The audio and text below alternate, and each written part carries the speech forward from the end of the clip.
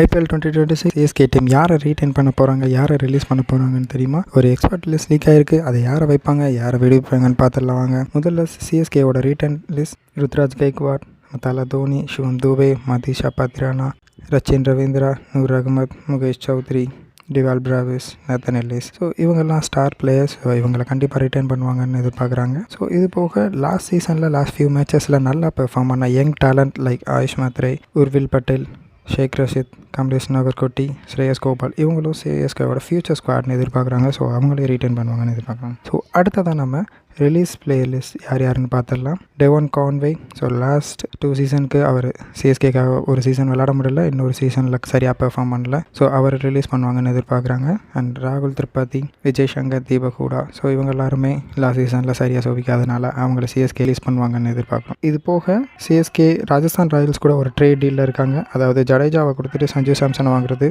But RR சைட்லேருந்து சாம் கரனையும் கேட்குறதால இப்போ CSK அந்த டீலை ஓகே பண்ணியிருக்காங்க.